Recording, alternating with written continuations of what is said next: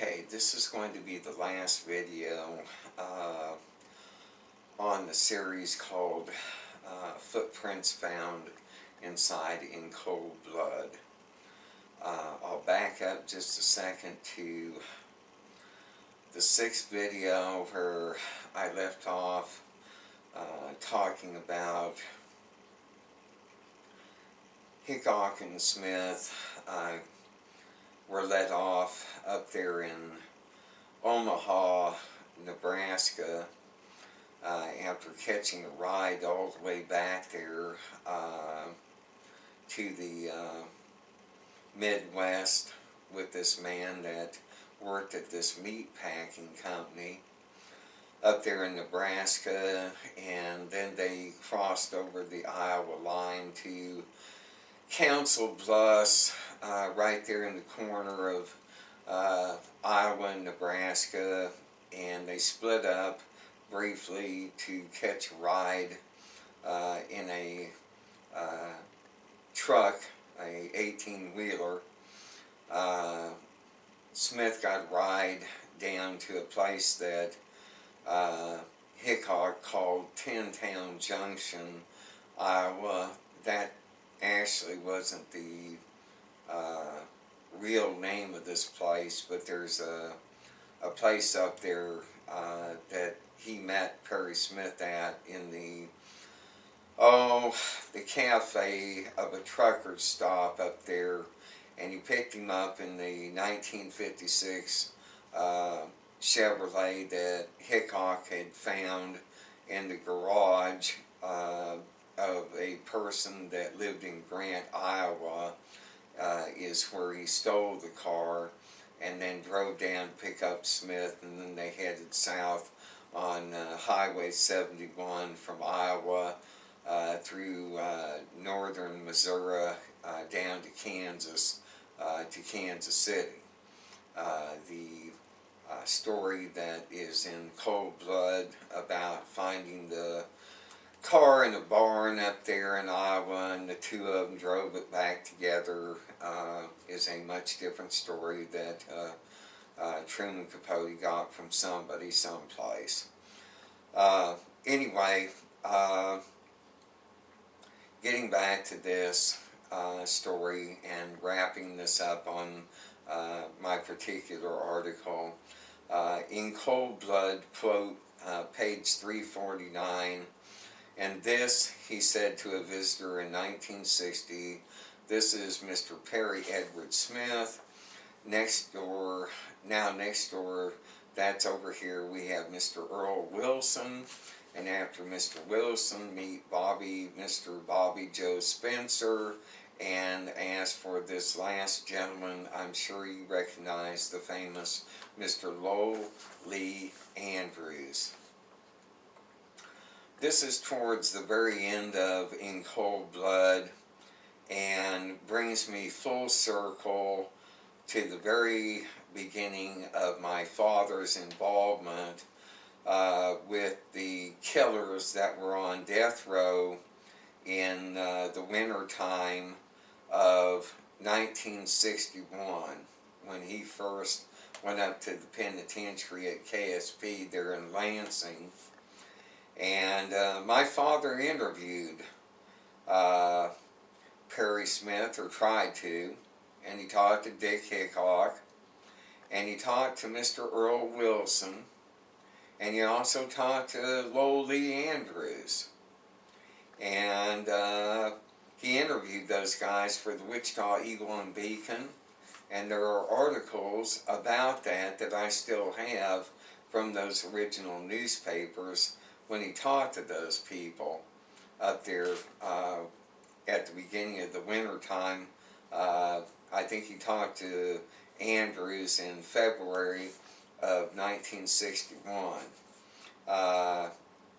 All of these guys were very dangerous people, and Mr. Earl Wilson was a guy that had petitioned for clemency and later received it. And so he was taken off of death row, and at some point was paroled out of KSP, but he was on death row when my father went up there to meet these killers on death row in KSP initially. During the winter of 1961, Matt Nations first visited death row at the Kansas State Penitentiary and interviewed Hickok, Wilson, and Andrews for the Wichita Eagle and Beacon newspaper. Nations' involvement with Richard E. Hickok would soon lead to Hickok making unique arrangements with KSP Warden Tracy Hand, permitting Nations not only to make personal visits with the killer inside the prison, but to receive continuous personal correspondence with Hickok until late September of the same year.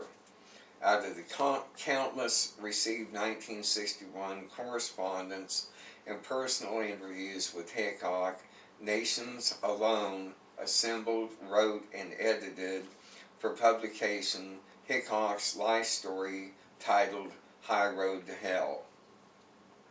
Fortunately, the condensed 12-page December 1961 published Mail magazine article containing a vital part of the larger manuscript story told by Hickok to Nations was published and remains.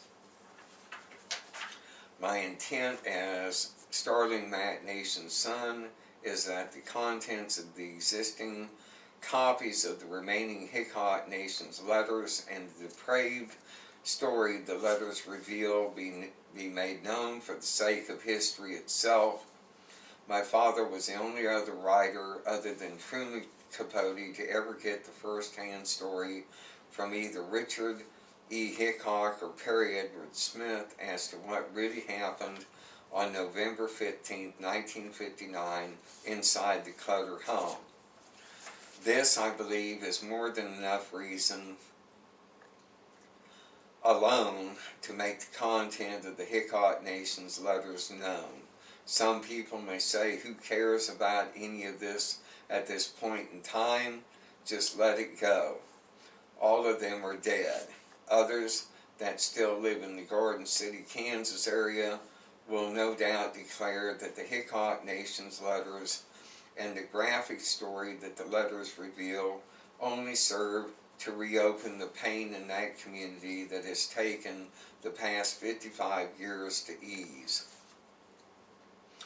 I say, as Matt Nations' son, let the story found inside the Hickok Nations letters be available to those who wish to examine them, and then afterwards those interested may determine the letters' substance and worth. If there is nothing to them, time will reveal that premise.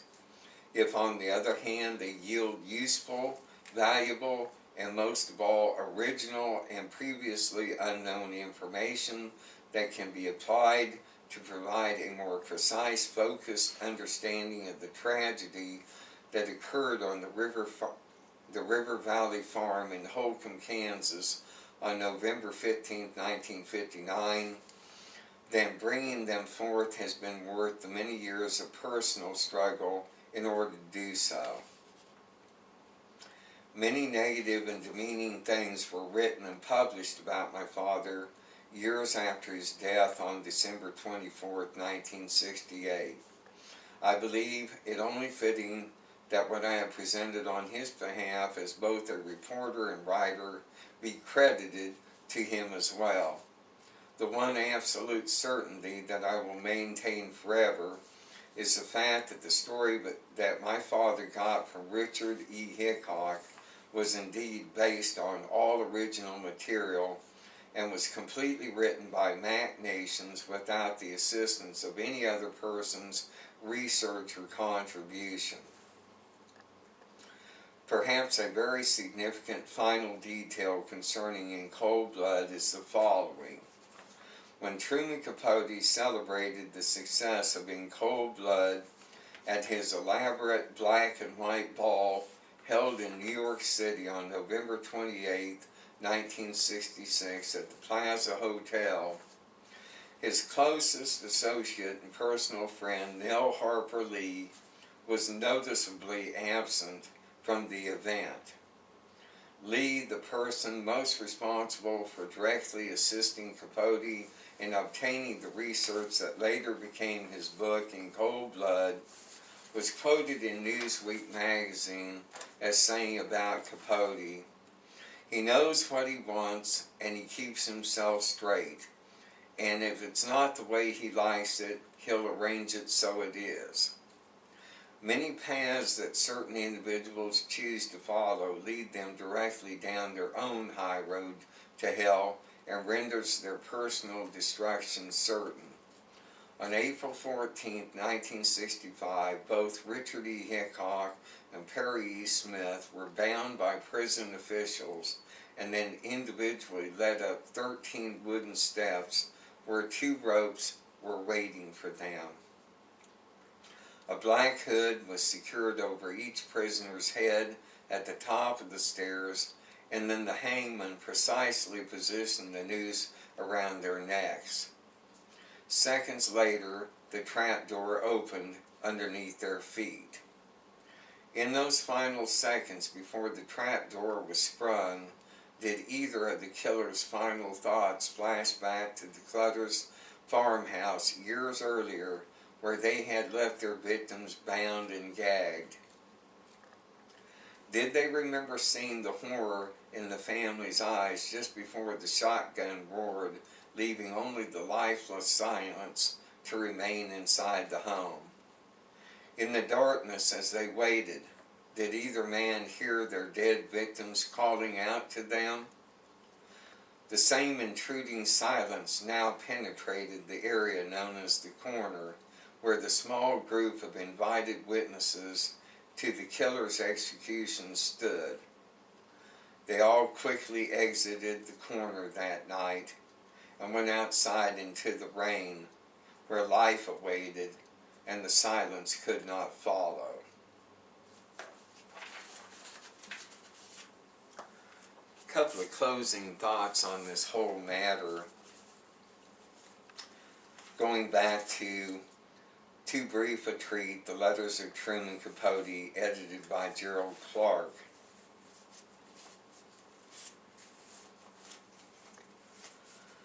This is written by Truman Capote to Sandy Campbell from Verbier, Switzerland, February 20th, 1965.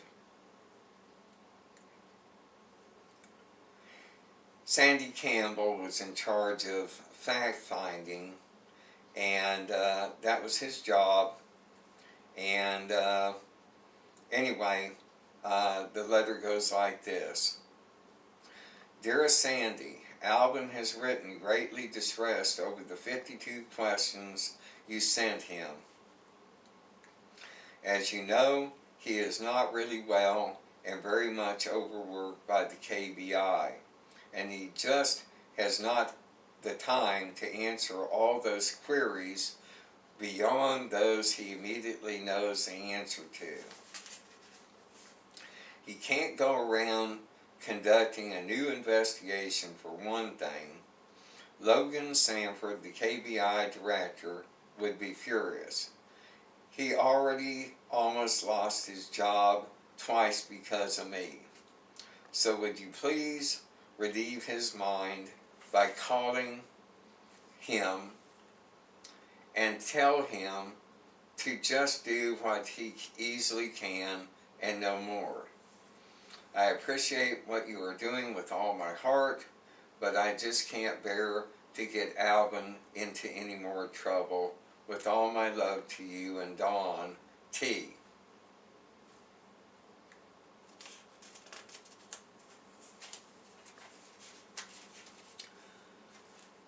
On the heels of that, to Alvin and Marie Dewey, Verbier, Switzerland, the 20th of February, 1965. Dear Hearts, okay, I'm going to cut down here to the third paragraph of this letter. Pappy, Please don't bother about Sandy's questions. Please, underlined. I can't bear to have you waste your time. You've been overly kind and patient and generous already. I will write and explain that you can't do more than you have. Someday I will make it up to you. Of that you can be sure. Okay, so you have the person responsible for fact-checking all of what's in cold blood,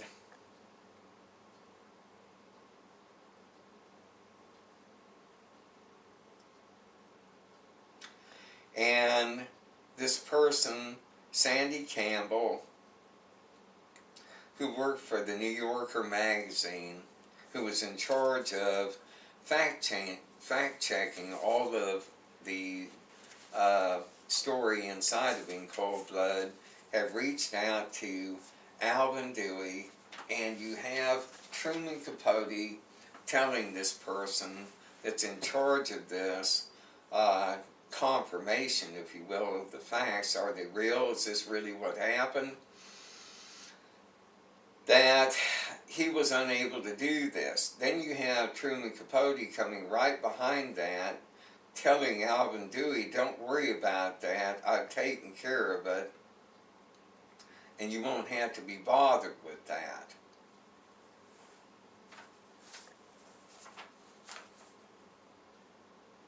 I do think that it's very interesting that Nell Harper Lee was not there the night of that black and white ball. And I think it probably struck most of the people that went to that party that knew her and knew of her involvement with that story, that she wasn't there. And Nell Harper Lee did not give any more interviews concerning In Cold Blood, or really anything else, after 1962. And I find that striking. It seemed deliberate in her wanting to distance herself from that whole affair that was later called In Cold Blood, and her involvement in it.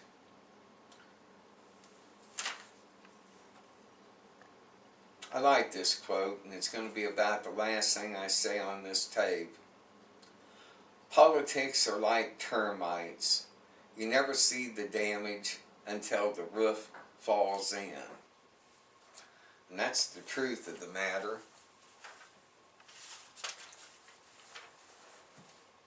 On the 13th of January 1962, my father wrote a letter to Warden Tracy Hand up there at the Kansas State Penitentiary, advising Richard Hickok that if he talked to Truman Capote or any other writer about his story, the same information that he had talked to with my father about under this binding legal contract that the two men signed back in May 7th of 1961 that was still in effect, that he would forfeit his 50% interest in that story, and that story in totality would belong to my father forever. Richard Hickok signed that letter, and it was sent back to my father at the Wichita Eagle and Beacon, and I have put that letter on this video series on the front page so people can see that for themselves. It's also up there in the KSP file for Richard Hickok. You can see it online if you want to. It's a part of my expose, Inside My Father's Shoes, that I wrote back in 2013 and had copyrighted in February of 2014. Now, immediately following Hickok signing that, 2 weeks later, Capote and Harper Lee made their very first visit to the Kansas State Penitentiary on their very first interview with Perry Smith and Dick Hickok. So this is all happening in a time frame of the same month, just weeks separating this. On the 1st of February 1962, my father wrote a note, okay, to the Kansas Attorney General's office, the Assistant Attorney General of the state of Kansas. His name was Robert E. Hoffman.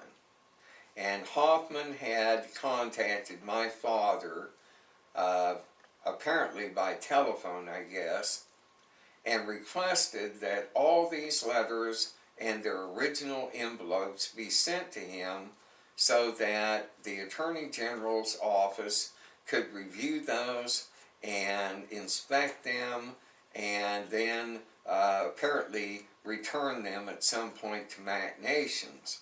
My dad did that. As a matter of fact, it was on the first day of February 1962, about 2 or 3 days after Truman Capote had his first visit up there in Lansing. On the 20th of February 1962, when I first started this series, I read a letter that Truman Capote sent back to New York to either Random House Publishing, I believe it was, where he thought it was funny that my father had been indicted on federal tax evasion. That indictment came on February 20th, 1962, exactly within a 3-week period of Mac Nations turning over these letters and envelopes by this killer to the Kansas Attorney General's office. Now, I'm going to let people decide what they want to about that, but this isn't coincidental. There was a statute of limitations on this ridiculous indictment of $1,200 that the federal government said that my dad owed them from his 1955 tax return. And he was never issued any type of a letter directing him to make that payment or asking him to come in to discuss the matter in order to make a payment plan or pay it all at one time. That never happened.